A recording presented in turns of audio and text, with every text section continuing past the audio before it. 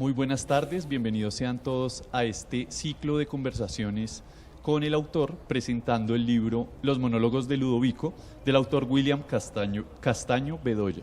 William Castaño es egresado del programa de Marketing y Publicidad de la Universidad Jorge Tadeo Lozano, promoción del 81, y durante más de 3 décadas ha ejercido su profesión, pero desde el año 2018 ha decidido dedicarse a la escritura. También nos acompaña como moderador el profesor del Departamento de Comunicación Social, Javier Riveros, también escritor y autor de la novela El último caso del Dr. Rusi, de Editorial Random. William, bienvenido. Qué gusto tenerte de regreso a tu alma mater. Gracias, igual yo estoy feliz de estar aquí. Imagínate, el mundo ha pasado muchos años desde el momento en que salí. Este edificio no existía. Existía un pequeño módulo, el único, de hace 40 años. Yo entré aquí en el año 77, salí en el 81, y pues estoy asombrado con la evolución de esta Tadeo tan importante, y también con la evolución de los profesionales que salen, especialmente en el área de publicidad y marketing. Pues un gran orgullo pertenecer a esas promociones que prácticamente han llenado el mundo de las grandes agencias. Bueno, ¿y cómo te recibió tu casa? Mi casa súper bien, estoy muy agradecido, además que te refieres a tu casa, que es la Tadeo. Muy bien, hombre, muy bien, estoy muy contento, valió la pena y vale la pena venir desde lejos a presentar un trabajo y a tener una charla contigo también. Quiero agradecerte mucho que estés conmigo hoy. No, yo te agradezco a ti por la invitación. Vamos a hablar justamente sobre los monólogos de Ludovico. Ya ha tenido varias ediciones, tenemos acá la primera edición. Y también una segunda edición, la tenemos en edición de pasta dura como esta, que ven, bellísima, una edición muy fina, muy bien lograda, y la tenemos también en rústica, así como esta. Claro que sí. Entonces, William, un gusto para nosotros tenerte acá, y para comenzar este conversatorio quisiera preguntarte, ¿qué te llevó a escribir esta historia? A Ludovico lo estuve analizando, no como Ludovico, porque el nombre de los personajes llegan después, inclusive no solamente Ludovico, sino el entorno de personajes que construyen la obra. Me lleva a construir a Ludovico la observancia de unos seres muy especiales, cercanos a mí. Digamos que hay un señor amigo mexicano allá en Estados Unidos, un luchador de buena familia, tiene un hijo que tiene una condición tan compleja, de un síndrome mental hereditario, cosas que no se pueden arreglar, que no tienen retroceso. Y yo lo observaba sin involucrarme en nada, pero pensando en que tengo que analizar mucho. Entonces también analicé el hijo de una señora costarricense ejecutiva, y ninguno de los dos se parecen, y analicé otro personaje y muchos personajes dentro de todo ese espectro tan grande del autismo. Y no solamente del autismo, sino de los síndromes. Están muchos síndromes. Después, inclusive, que escribí la obra y que ya empecé a crear yo ese personaje, decir, hombre, no vale la pena escribir una novela sobre un personaje para contar cómo es. Pues para eso se entrevista a la mamá y se le dice, ¿cómo es el niño? O se ven los videos de YouTube. Pero yo empecé a construir un personaje, digamos, yéndome un poco a esos terrenos kafkianos. Tan es así que en ese momento movíamos una tertulia literaria en Miami con una cantidad de escritores que existen allá, de muchas nacionalidades. Y una amiga de ellas, una poeta que es colombiana y que falleció lamentablemente, se nos fue muy rápido y estaba haciendo una carrera muy linda allá, me decía, William, vamos a analizar primero, vamos a mirar esto, porque yo le conté el proyecto, yo quiero empezar esto, pero yo quiero que sea el personaje el que cuenta su propia vida y él sea el personaje el que hace la proyección de quiénes somos nosotros para él. Entonces tú empiezas a crear como decir, un movimiento interesante en el sentido de que hay que darle voz al mismo personaje. Entonces ahí yo lo veo más kafkiano. ¿Por qué?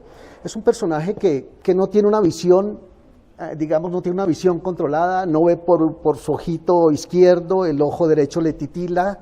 Aparte de eso, es muy delgado, no habla con mucha apraxia, que la apraxia es como una condición de un ser que habla, pero que el cerebro le dice, di botella, pero cuando él te dice botella, le dice, ¡ey! No te puede decir más. Pero cuando tú le hablas, él no te entiende. Y tú tienes que bajarte hacia él para que él te entienda un poquitico. Entonces tú te estás enfrentando a un personaje de una gran complejidad que ya tiene 44 años de edad. Entre ese análisis de tantos personajes de la vida real, empiezas a crear un personaje en ficción. Y digamos, sí, hombre, yo estuve leyendo Kafka, Metamorfosis, Ojos de Perro Azul de García Márquez, estuve metiéndome en todas estas cosas porque para mí era como muy experimental hacer los monólogos de Ludovico y logré sacarlo después de mucho tiempo. Entonces empecé a recoger una cantidad de experiencias, muchas experiencias sobre la vida de estos personajes, que es una vida muy fascinante, y empiezo a construir esos monólogos. ¿Y por qué te resulta fascinante? ¿Por qué esa fascinación con estos personajes? Porque me parece que son personajes de una gran dignidad, son personajes de una gran ternura, que inspiran muchísima ternura, son personajes que dependen absolutamente de la gente que los rodea, de los padres o de los hermanos, y son personajes que no conocen la maldad, son personajes que no conocen la malicia, pero son personajes que son absolutamente categóricos en cuanto a lo que les gusta o no. Es un personaje, Ludovico es un personaje que no tiene términos medios, o tú le caes bien o tú le caes mal, ¿sí? No tiene grises, para él las cosas son o negras o blancas. Son personajes que tienen, por supuesto que desarrollan una gran cantidad de defensas, pero son defensas que les da la vida a través de los hábitos y costumbres que se les va pegando a través de la vida. Entonces más o menos tiene que ver con eso los monólogos. Hablando de monólogos, justamente ¿por qué elegiste el monólogo como forma literaria para esta novela? Justamente por eso, y esa es una de las grandes discusiones cuando empecé digamos, en la tertulia a organizar mi trabajo. Y me parece que el monólogo es el que más defiende la libertad del mismo personaje. Y no necesariamente tengo que venir a rivalizar con los preceptos de la literatura técnicamente muy bien escrita, no tengo que rivalizar con digamos, esto es una prosa nada pretenciosa, por el contrario. Inclusive si yo le dijera a un lector, lee los monólogos, no los leas como si estuvieras leyendo a Dostoyevsky ni siquiera a los colombianos, ni a nadie. Hay que leerlo como si tú fueras Ludovico. O sea, tú vístete de Ludovico, trata de ser como ese personaje que ves sentado en una silla mirando hacia el horizonte perdido, mirando después a otro lado y tal vez rascándose la cabeza, tal vez riéndose solo.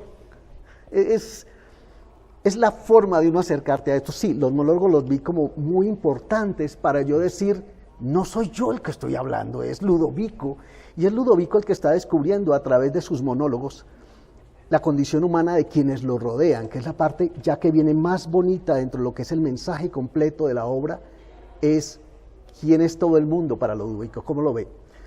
Hay muy importante, para poner en contexto esto, la historia sucede de la siguiente manera. Ludovico tiene 44 años de edad, vive en Medellín. Resulta que forma parte de una familia como de 11 hijos. Es el menor de los 11 hijos. Una familia paisa con poquitos hijos. Sí, pero los hijos ya todos viven en el exterior. Hay hijos en Londres, hay hijos en Houston, en Chicago, en Nueva York, y hay hijos también. Todos tienen su vida completamente solucionada, pero Ludovico, desde muy pequeño, se quedó solo con sus dos viejos, que cuando empieza la historia son dos viejitos octogenarios. Entonces estamos hablando de un papá de 86 años, de una mamá de 84 años y de un personaje que vive con ellos su vida de todos los días, desde hace 44 años. Él tiene 44 años. Entonces, la gran paradoja de esta novela es que se hace un viaje familiar para que todos se encuentren en Miami y decidan qué va a pasar con Ludovico cuando los viejos se mueran. Es el leitmotiv de qué va a pasar con Ludovico cuando los viejos se mueran. En la novela se nota porque él los ve reunidos hablando cosas, pero él no sabe qué es. Él se imagina que están hablando de otras cosas que lo hacen reír. Inclusive cuando sienten que en la reunión alguien se está riendo, en toda su vida, él se empata con las carcajadas y él se carcajea y se carcajea porque es la forma de él integrarse al mundo de los que saben por lo que se están riendo. Y entonces, inclusive cuando él entra con sus estridentes carcajadas, que son estridentes, todos se quedan callados y él se queda solo riéndose por un buen rato. y diciendo, tú bacano. O sea, tú te das cuenta cómo él tiene una vida paralela que él mismo construye y que de una u otra forma él nos va contando en esos monólogos. Digamos, si cuando llega al aeropuerto, él con sus dos viejitos al aeropuerto de Miami, que es muy grande y que son muy torpes, él crea muchas fantasías, porque es un personaje que ve televisión hasta las 3 de la mañana. Le gusta ver televisión hasta las 3 de la mañana porque todos están dormidos y salen películas donde hay mujeres que muestran los senos. Entonces él tiene una sexualidad propia. Él es un personaje monógamo por su papá y su mamá toda la vida, entonces él es monógamo y él no aguanta que ninguno de sus hermanos mire una mujer diferente a su esposa. Es de una moral intachable, es de una ética impresionante, o sea que todos esos valores él los va contando en la medida que se queja de ese y que se queja del otro, en monólogos, porque el libro está escrito en dos niveles. Hay un nivel de conversación que, no sé, me gustaría invitarte a escuchar un poquitico de los monólogos del día primero. Claro que sí. Dame un segundo.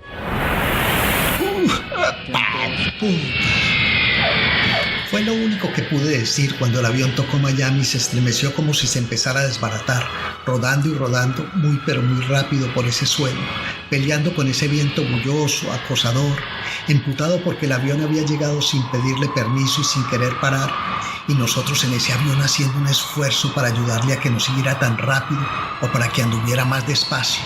Y dele a ese viento que sonaba y chillaba furioso porque el avión le quería ganar.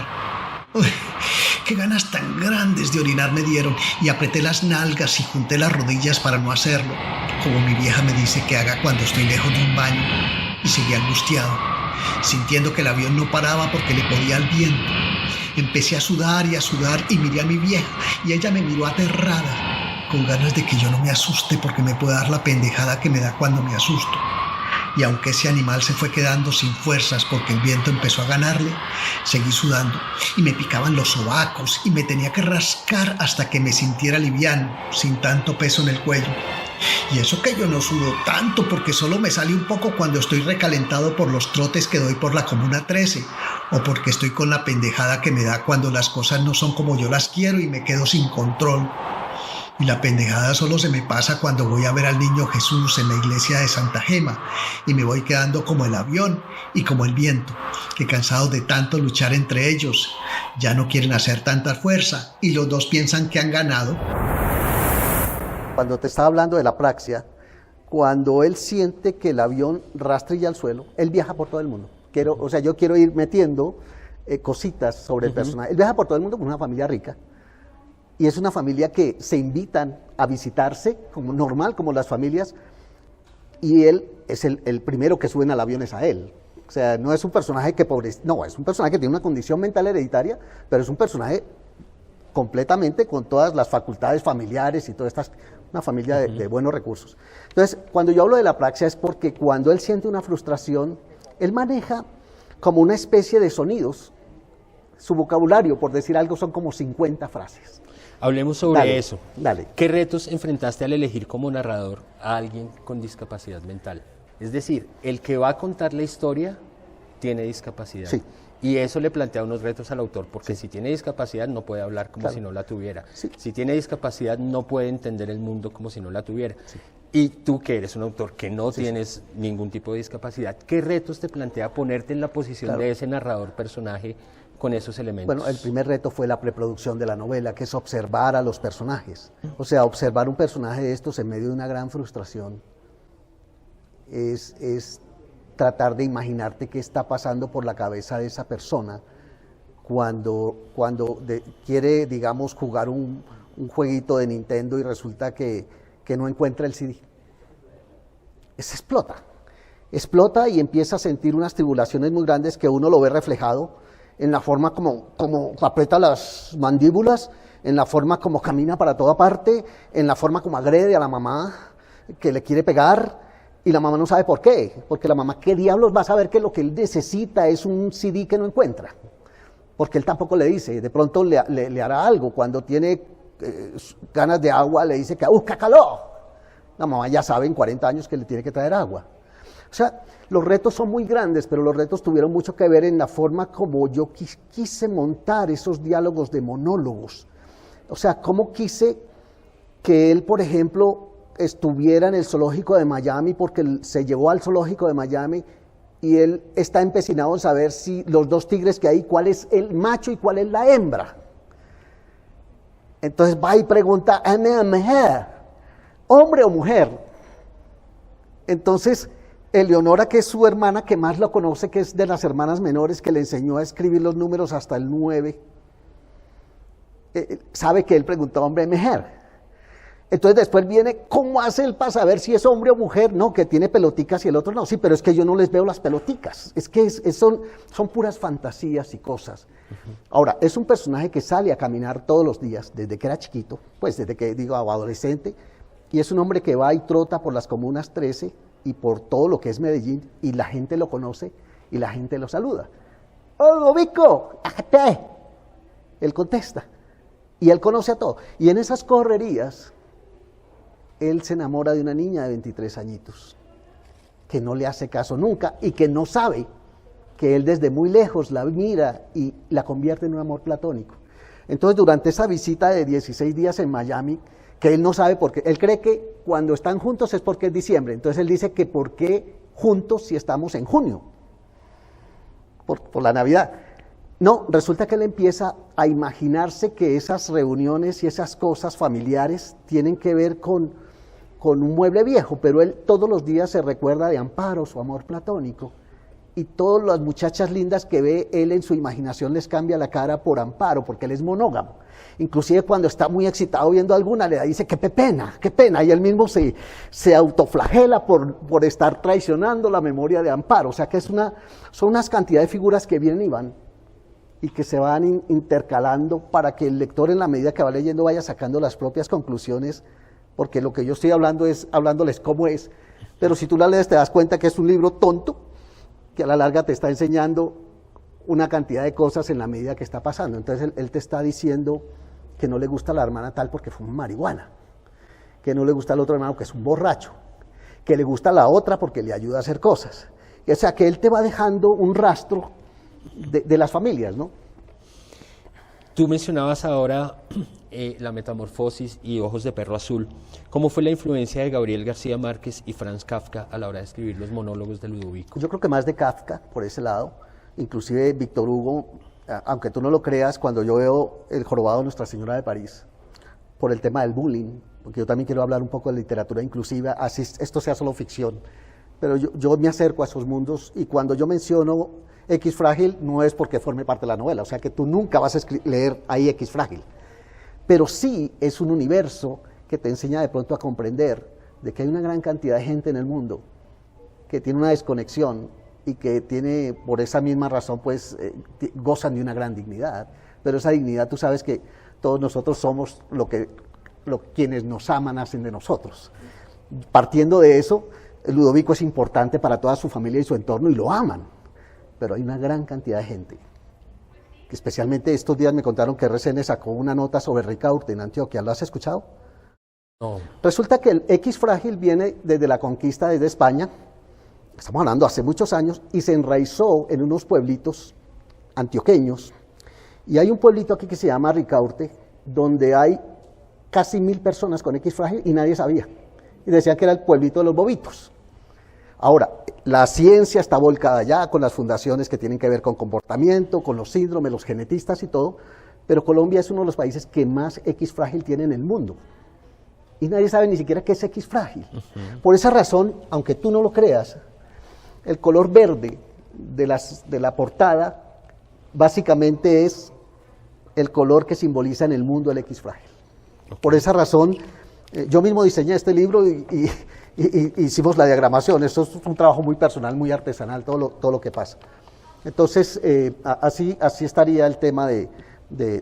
Pero es un trabajo muy bien logrado, ¿no? Yo lo estuve viendo y es una edición de altísima calidad. Cuéntanos un poquito, abriendo un paréntesis, sobre el proceso editorial para llegar a una pieza de esas características. Yo tengo mucha experiencia en el mundo corporativo y por supuesto que yo he tenido un background bastante creativo, como copywriter, y no solamente, sino como diseñador. En mis comienzos, desde muy joven, yo pintaba antes de entrar a la Tadeo. Yo pintaba y alcancé a llevar inclusive cuadritos a una galería en Unicentro, la única que había. y así, pero igual el mundo pasa, y ya cuando monté mi agencia en Estados Unidos para trabajarle primero a pequeñas marcas, pero después me fui abriendo y estuvimos trabajando a marcas muy importantes, yo seguí conservando todo esto, absolutamente todo. Cuando hice la tertulia con el grupo Buquenvilias en el año 2006, que junté más o menos 12 escritores de varios países, yo me la gozaba haciéndole, después de que corregíamos los manuscritos y después de que hacíamos toda esa labor de carpintería tan bonita, que es la que más disfruto casi que es lo que más se disfruta, porque después de que uno lo edita se sufre por los resultados, por muchas cosas, pero uno realmente disfruta el proceso, la parte más lúdica es ese proceso de creación. Entonces yo siempre he diagramado y he hecho no solamente diagramación para nosotros mismos, les hice 12 libros, yo solito, y se los entregué y los llevé a todos a la Feria del Libro de Guadalajara, allá que cada uno hablara lo que pudiera de su propia obra.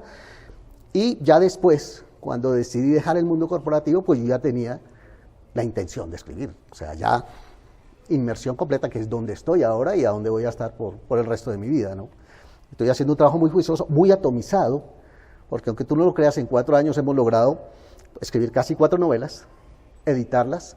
Una de ellas, que es Flores, que fue la primera, gracias a la Cámara Colombiana del Libro, la tengo en inglés, financiaron una partecita.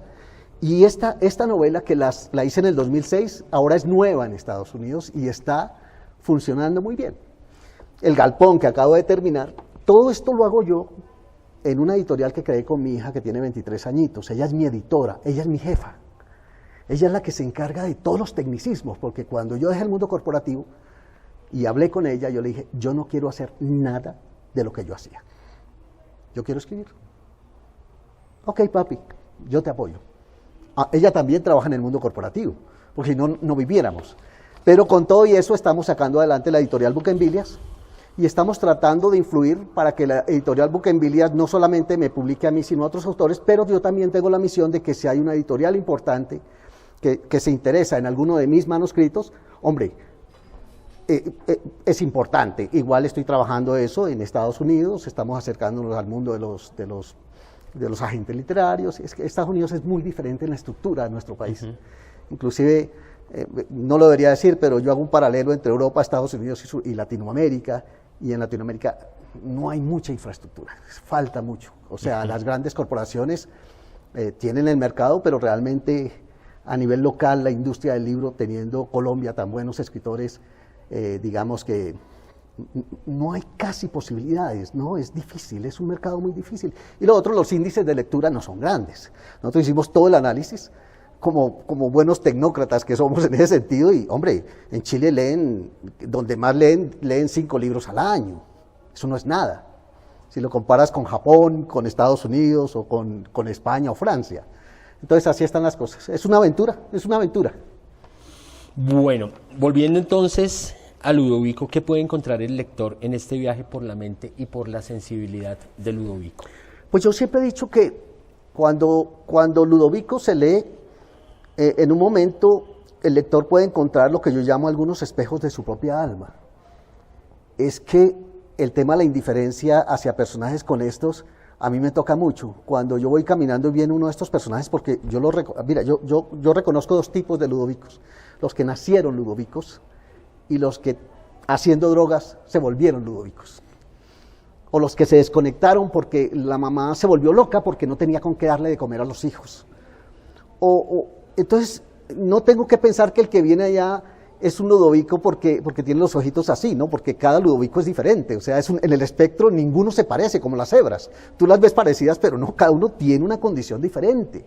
Cada uno tiene... Entonces, yo lo que pienso es que se pueden ver algunos espejos de la propia alma. La indiferencia es uno de ellos. Yo me siento indiferente y me siento mal cuando paso al lado de una persona a la que puedo darle un banano para que coma, porque ella tal vez no tiene forma de pedirlo, pero puede tener hambre.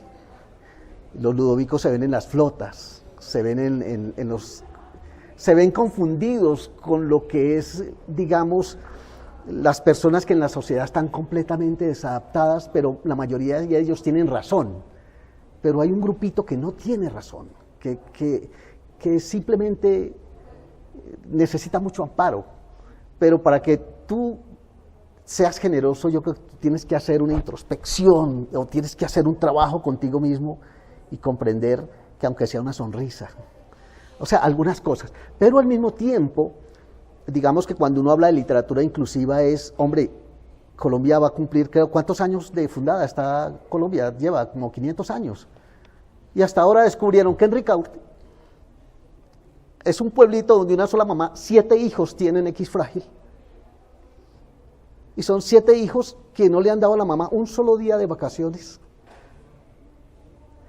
Y que no es justo. Entonces, dentro de la inclusión, yo diría que es LGTBQ+, otro más, para ver si empieza a verse por ahí en alguna parte, como parte de lo que somos nosotros como seres humanos. Entonces, sí, yo creo que cada uno, Ludovico, yo no traigo un mensaje con Ludovico para nadie, pero sí me parece bonito que si alguien lee la obra o escucha el audiolibro, puede reflexionar. ¿Y por qué lo digo? Porque aquellas personas que con juicio y fundamento lo han escrito dicen, hombre, me hizo llorar, pero también me hizo reír mucho. Y eso es lo más importante, es que un personaje te logre tocar y que te logre dejar algo dentro de ti, ¿no? Cuando yo estaba leyendo el libro y cuando estaba investigando acerca de ti para preparar esta entrevista, me surgió la sospecha de que hay alguna relación, quizás sutil, entre los discapacitados y las personas que se ven forzadas a vivir lejos del país que sienten suyo. ¿Hay algo de eso? Pues hombre, no tanto, y ahora que me lo dices, realmente no hay ese link. Yo más que todo lo que yo estaba pensando era como darle vida como a un alma que no ha tenido vida o al menos no la ha podido exteriorizar, imaginándome cómo lo haría. Por eso le digo que si tú vas a leer el libro, es mejor que tú te inventes cómo es tu propio Ludovico y que tú puedas leer diciendo y cómo lo dirías tú si tienes apraxia, si no puedes hablar, y que al mismo tiempo cuando empiezas a leer tú dijeras, por ejemplo, fue lo único que pude decir cuando el avión tocó Miami, ¿me entiendes? Entonces lo vas a leer más. O lo lees normal, fue lo único que pude decir cuando el avión tocó. Es que el monólogo es cuando él habla y piensa tonterías. Y la onomatopeya o el símbolo de la apraxia es lo que él dice, sus sonidos, ¿no? Entonces sí, yo creo que es un libro donde tú sacas conclusiones, pero igual, pues, qué bueno que sepas que tiene que ver mucho con darle vida a un personaje. De por sí cuando, y perdón la comparación, cuando Kafka escribe sobre Gregory Samsa, Gregory Samsa es el de Kafka. Cuando él escribe, hombre, pues él está poniendo ese existencialismo tan grande dentro de ese personaje que está pensando en que se está convirtiendo o se convierte. Y entonces, ¿qué pasa? Las conclusiones a la larga las saca uno cuando lee la novela, ¿no? O sea, en términos generales. Pasaron 15 años entre la publicación de tu primer libro, Flores para María Susel, y los monólogos de Ludovico. ¿Dirías que es imposible abandonar el hábito de contar historias? No, y los 15 años que pasaron era por mucho trabajo. Yo publiqué en Coral Gables, Florida, en Books and Books, publiqué Flores, como en el 2006, y me fue muy bien, pero tenía tantos compromisos con las empresas y las cosas que, hombre, yo guardé esos libros por muchos años. Después, cuando llegó la tertulia, hicimos una corrección, un poco corrección de estilo y todo eso, y ese libro yo lo dejé al lado porque, hombre, era mi primera obra.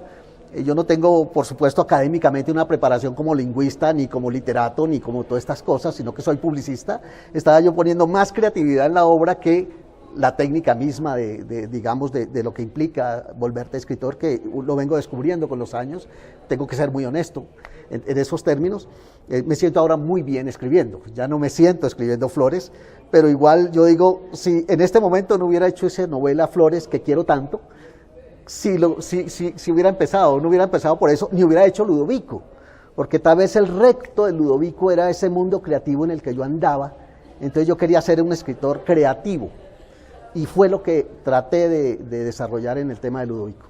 No, y que se nota ciertamente porque es un reto y es una decisión absolutamente insólita y valiente, hacer que el narrador tenga la voz de una persona con dificultades en la voz. Sí. ¿Cómo se percibe en Miami la literatura hecha por los colombianos que llegan a vivir allí? Bueno, Miami es para la literatura es árido, es completa, no existe la literatura. Escasamente se está asomando el teatro, pero es un teatro de charadas, no es un teatro clásico lindo, es un teatro de charadas como para llenar el teatro cada 8 días y morirte de la risa. O sea que realmente yo puedo decir que Miami no tiene un movimiento literario y que por el contrario nosotros estamos completamente solos. Estamos completamente solos, entonces tenemos que estar mirando más a España, porque yo digo, si me pongo a mirar hacia Colombia, yo prefiero mirar a España o prefiero mirar hacia arriba yendo en inglés, porque es mucho más, inclusive es más fácil de manejar las audiencias, los nichos y todo eso aquí. Aquí uno lanza, digamos, un Ludovico o un Flores o un Galpón y lo lanza uno así como si fuera un abanico y que el que quiera agarrar ahí lo agarre y lea. Pero no necesariamente tengo encasillados a todos los que les gusta la ficción histórica de este tipo. Allá no, allá es diferente, allá tú tienes los nichos completamente determinados y ya te mueves mejor dentro de ese ambiente. Imagínate, en Estados Unidos salen 350.000 novelas nuevas cada año. O sea, ni comparación con estos espectros. Casi 1000 al día. Sí, es impresionante, impresionante, de los cuales son escritores por primera vez 60%, que nunca vuelven a escribir. Porque yo creo que el escritor se va haciendo en la medida que se apasiona y que le gusta la literatura y continúa, no importa qué pase. Me gusta mucho esa referencia a los retos que enfrenta el autor. ¿Cuáles han sido tus retos, tus dificultades? Ese no importa qué pase, ¿a qué te has enfrentado? Bueno, yo me enfrento todos los días primero que todo a lo que estoy haciendo, a lo que estoy escribiendo. Le dedico muchas horas a pulir lo que estoy haciendo, en avanzar, tú sabes eso, tú eres escritor, es toda una vida puesta allí. Y después, como autoeditor, los retos paralelos de ir organizando la forma de presentar, maquetar, corregir, porque una cosa de las que he aprendido yo es que es mejor que algún colega tuyo, que es de muy buena calidad, o alguien que tú traes a ti, te haga especialmente la parte de line editing, la parte de corrección de estilo, y que te haga un informe de lectura. O sea, lo bonito es que de la novela que saques tú puedas tener profesionalmente el criterio de lectores profesionales, que eso se usa mucho en ese espectro. O sea, que tú puedes escoger lectores profesionales que te destrozan la obra y dicen, no, esto no sirve, pero te dicen por qué. Y de pronto tú puedes ir, es como el trabajo solitario, que tú tienes que rodear por tus propios medios para que sea un trabajo que al menos salga con una buena calidad. Yo diría que más por respeto al lector, ¿no? En términos generales. Bueno, William, ¿qué consejos tienes para los jóvenes y los no tan jóvenes que aspiran a ser escritores y ver sus obras publicadas? Pues yo pienso que, una de las consignas más importantes para un escritor es escribir. Y si no tienes ganas de escribir, tienes que escribir. Y si no tienes ganas de escribir, tienes que escribir. Porque la escritura, para mí, casi que es terapéutica. Es una lucha contra la historia, que la veo muy lindo cuando la termino, pero al otro día la leo y la veo muy mala, muy fea.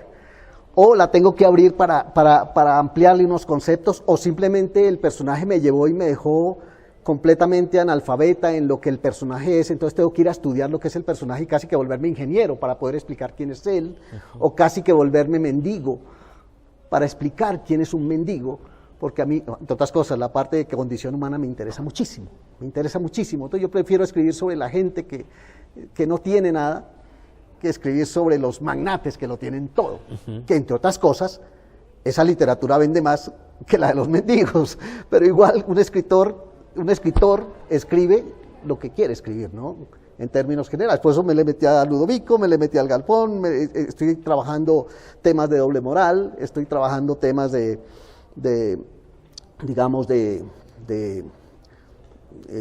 temas de doble moral, temas de mucha pobreza. Estoy trabajando me interesa mucho trabajar sobre la gente que sufre en una superpotencia. Y no necesariamente porque sean indocumentados o que tengan que ser colombianos o que están pasando por el hueco, porque tampoco me interesa el tema de la inmigración, porque es una cosa, o sea, yo quiero respetar mucho las fuentes de inspiración de cada uno. Escritor colombiano, pues hombre, inspírate en lo que tienes cerca, en lo que hay, pero si tú quieres ser más universal, inspírate en la persona, en el ser. O si quieres ser más universal, allá tú. Pero también hay fuentes de inspiración, o sea, de dónde vienen las vivencias de tu propio entorno. Entonces, digamos que en este momento yo pienso que van a salir una gran cantidad de novelas sobre el Darién hacia arriba. Sufrimiento tenaz. Y como en Colombia, la gran cantidad de novelas sobre el narco, sobre la guerrilla, sobre los ejércitos, y ya sobre eso hemos leído, pues ya los que han escrito mejor sobre eso ya se ganaron los premios y todo, a lo mejor el mundo está esperando otra novelística, o a lo mejor el mismo mundo está esperando leer cosas nuevas. Es lo que yo puedo pensar, es que de pronto puede haber un movimiento a que ya esos ciclos que ya conocimos y que ya leímos, ya como que no da lo mismo comprar una historia contando lo mismo de lo que ya otro contó, pero de otra forma. Entonces, el reto más bien es mirar a ver cómo lo contamos y qué historia vamos a contar y qué novela vamos a hacer. No sé, me gustaría preguntarte tú qué piensas como escritor de eso, me ayudaría como concepto. Me encanta la idea que tienes acerca de, para escribir hay que escribir, y cuando no tengas ganas de escribir, hay que escribir.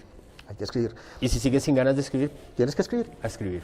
Sí, mira, a veces que cuando yo no tengo ganas de escribir y me pongo a escribir y resulta que no me gusta lo que estoy escribiendo y vuelvo y escribo, entonces yo me paro y voy y lavo un par de platos que están sucios.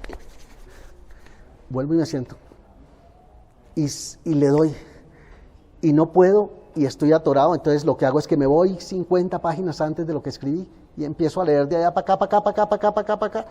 Y cuando llego ya donde estoy, digo, ya, ahora sí, ya sé por qué. Entonces ya eso tiene esa continuidad. O sea, un escritor escribe 20 páginas, lee todos los días 20 páginas para hacer una página más. Y tal vez muchas veces es que es un proceso, a veces que se me van 3, 4, 5 horas leyendo todo lo que leí, todo lo que hice el día anterior, y de pronto avanzo unos párrafos o abro donde estoy y ajusto. Pero yo creo que también es un estilo muy personal, no sé cómo escribe cada uno. Exacto, son maneras de trabajar, son maneras de trabajar. Y es perfecto. William, ¿qué más quisieras contarnos sobre Ludovico? Sobre Ludovico, ¿qué les puedo contar? Pues, hombre, que es una novela que quiero mucho, porque quiero mucho los personajes solamente, que tengo pensado de pronto escribir otros monólogos.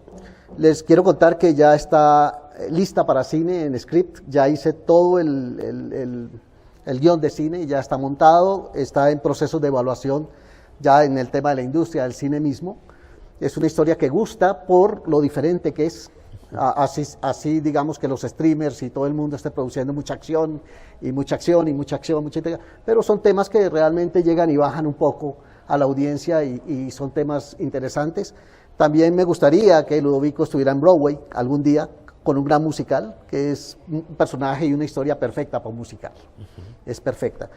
Que no he parado de trabajar mucho porque ser autoeditor es diseña, trata de crear un conversatorio de estos, móntate en un avión, escribe, escribe y escribe y es una vida un poco, tiene que gustarte para que la puedas vivir, ¿no? Entonces son muchas cosas que están en juego en la tarea de ser escritor.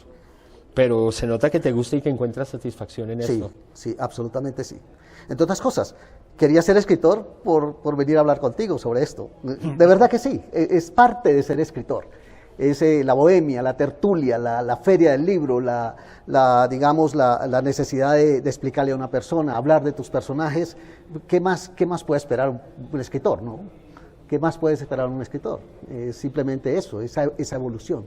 Y para hacerlo me tuve que desligar de lo que he vivido en toda mi vida e irme a una profesión que no produce mucho dinero. Entonces, ¿qué pasa? Es trabajar toda una vida para estar estable y poderte dedicar a escribir. Más o menos son los procesos. Financiar el privilegio de ser escritor. Financiarlo es complejo, es muy complejo, pero igual digamos que Dios le va dando a uno los talentos como para uno poder capotear cualquier situación. Si en algún momento a mí una corporación grande me ponía un reto muy grande de sacar adelante determinada problemática y teníamos que generar una estrategia, pues hombre, como editores independientes también nos estamos moviendo para que todo fluya dentro de un modelo de interdisciplinario bonito y que podamos, digamos, eventualmente autofinanciar todas estas cosas. De alguna manera, ¿no? La diversificación es muy importante para un autor, si es que quiere vivir como escritor. Por eso yo hablo de teatro, yo hablo de cine, yo hablo de otras cosas, es porque se necesita y si no, no se puede. ¿Te gustaría compartirnos una página de los monólogos de Ludovico en tu propia voz? Hay un fragmento del libro que cuando se llama monólogos con todo y pendejada, monólogos con pendejada y todo, resulta que la pendejada es la frustración. Y la pendejada solo se acaba cuando te dan una pastilla para que tú te calmes, porque no estás en crisis. Y en uno de estos monólogos, digamos, en el tema de la frustración, hay un tema muy fuerte. Yo quise traer mejor unos apartes del audiolibro, que en cierta medida hace. Me gustaría que escucháramos un poquitico el tema de la frustración. Creo que fue muy duro para todos ver mis gritos de locura. Es que cuando estoy así, todos los que me han dado felicidad se me convierten en cosas extrañas, con caras de personas que conozco o que he visto alguna vez cuando grande o cuando chiquito. Cosas que no tienen piernas, ni brazos, ni boca y que se mueven como peces de colores pálidos, con dientes filudos, con arrugas en la frente como de sufrimiento y con unas miradas tristes, tan tristes que me dan ganas de llorar. Es que cuando me da esa pendejada veo caras de personas en cuerpos de elefantes que corren y corren hacia mí para aplastarme y yo corro y corro, pero me alcanzan y me pisan mientras gritan desesperados. Cuando me pongo así, la gente de la calle llega a mi casa a tirarle piedras a las ventanas y a las puertas de madera y de hierro y oigo las ventanas cuando se rompen los vidrios. Siento a la gente gritándome para que yo salga corriendo sin ropa y ellos se ríen de mí y sus piedras me pegan en la espalda, en la cabeza, en las piernas. Siento muchos moscos verdes picando mi cara y yo los espanto y los espanto, pero ellos no se van. Entonces debo rascarme mucho la cara, la espalda, los brazos, las piernas y hasta me saco sangre por rascarme. Siento y siento hasta que mi madre me da la pastilla para que yo no la sienta más. Qué pesar de mi vieja cuando me pongo así. Su cara no está serena como siempre, pero ¿cómo va a estar serena si con la pendejada le digo frente a su cara apretando mis dientes y mis manos? Paputa, a mí no más, paputa, yo muy bravo. Y la hago pestañear por culpa de la saliva que boto por las groserías que salen de mi boca. No puedo evitarlo, aunque quise mucho hacerlo en este viaje. Me pasó algo así como lo que le pasa a la perra cuando se caga en la sala por no poder salir al patio. Los vi nerviosos, haciéndose los que no me veían o que no me escuchaban. Necesitaba que alguno me diera un puño en la cara para hacerme dormir como en las películas, pero ninguno se atrevió. Mi mamá les tenía prohibido eso. Eso es un parlamento. Maravilloso, lleno de vida, de autenticidad. Sí. Y William, pues de nuevo darte las gracias por, como tú dices, cruzar el mar para venir acá, Claro que sí. a hablar con nosotros sobre los monólogos de Ludovico, sobre tu editorial, sobre tus proyectos. Bienvenido siempre a la Tadeo, esperamos tenerte acá cuando lances el Galpón, Gracias. por supuesto. Les quiero agradecer muchísimo. A ti muchas a ti gracias especialmente, por visitarnos, y por supuesto a la Tadeo. por toda la preparación que tuviste, por el tiempo, por compartir con nosotros tus obras. Gracias. Y siempre tienes abiertas la puerta de tu casa. Muy amable, gracias. Y muchas gracias a todos ustedes. Gracias a todos por Muy amables. acompañarnos. Gracias.